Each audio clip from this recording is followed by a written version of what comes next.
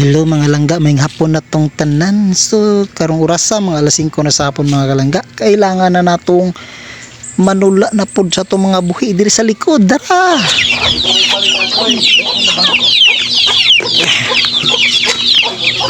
Ready na tula sa tong manok.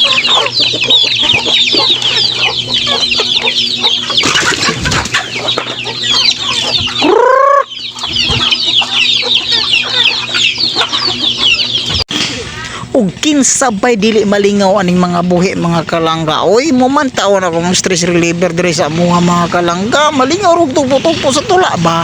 Tay malingaw og lantaw nila na nagilog sa pagkaon akong gitula mga kalangga. Inaana mga kalangga yung tipong mawala bitaw imong pakapoy mga kalangga og makita nimo na imong mga pinalangga ang buhi.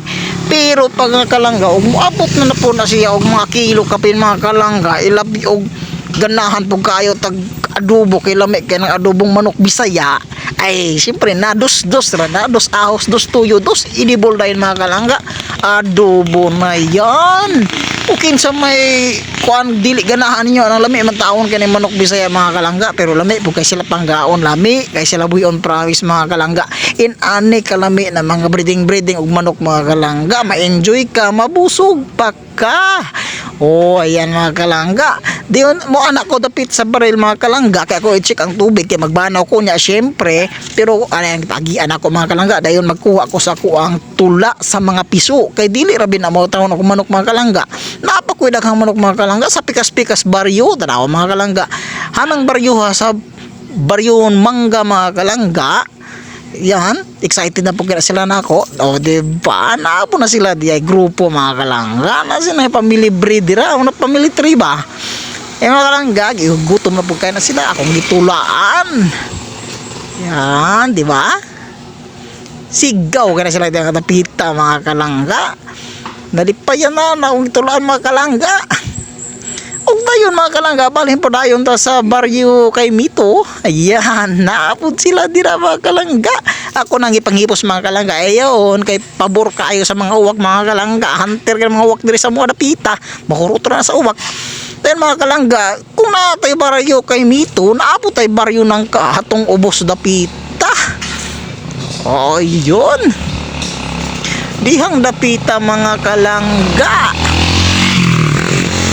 Kaya mo na baryo natong kay Mito mga kalangga. Para po na sila manulod po ng mga piso niya mga kalangga. Ug once mo duol ko mga kalangga. O yan.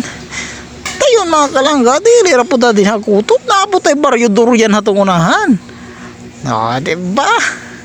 Inanak kalami na mga breeding mga kalangga. Oh, well gituga. Kuan ko lakaw-lakaw ko mga kalangga. Galanat-lanat mo tawon sila na ko mga kalangga. Samukan kayo pero malingaw naman po ko mga kalangga. Kaya sa man eh. Mo man kung kalipay mga kalangga. Malingaw man ko og lanton. Char. Kamo ba lanton, di ba mo ganahan? O diba? Ayun. Mga kalangga diha. Dapat sabik po ka na silang makita na ako mga kalangga kaya gutom na tiro adlaw na silang kuan ganyan na butag ko nanula mga kalangga di pag sunod ang tula hapon na po ayan mga kalangga din sunod akong buhaton di mga kalangga mamubo na po taron o dili magbanaw dahil manok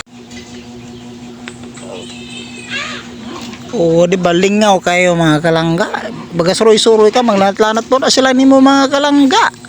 Yan, iabot na lamang kuhan eh. Kita o na may dulak kayo mga kalangga. Kaya mahadlok tawag malabgan na ng mga inaan. Mga inaan po na ako mga maldita po kayo. Lami kay pang sugnod ng kalayo. Diba ito nga dubon mga kalangga. Mabusog lagi tao. Sige na. Pabalor mo mga kalangga. O ganahan mo magtulak. Kaya magdakop tabi sa kusakabog mga kalangga. Magtula na yun ta. Eh no ka na dagko na hapo. Eh di na nang matula. O adobo ba. Depende kung sa trip na to mga kalangga. Pabalora mo kaya ako ipadala sa Shopee. Uy, ready to banaw na punta mga kalangga.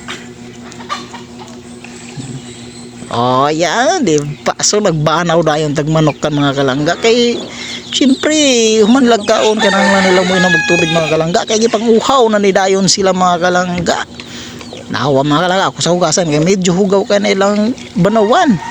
Noong sa taon na mga manukan kay ithan man po pilang banawan.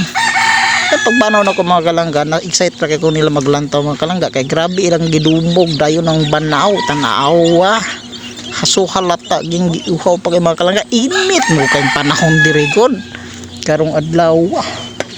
Tibok adlaw yun init kayo. Dana na po sa pikas mga kalangga. Paugyapon. Wala na po tubig ilang banawon mga kalangga. So kailangan na to ilisag tubig mga kalangga, ato iya limpyuhan tapos atong manawag utro mga kalangga kay kailangan gina sila mo inom mura po na sa tao mga kalangga ba. Kailangan magkaon may inom dag tubig. Kaya syempre dili po lalim magbatukan mga kalangga, di ba? Ayan, nakaready na po na para nila mga kalangga. Umahuman sila kaon mga kalangga. Pwede na rin sila mo inom tubig mga kalangga. O sa sila mo tulog rong gabiun na basta kay wan na sipti na busog na. Ayan, di ba?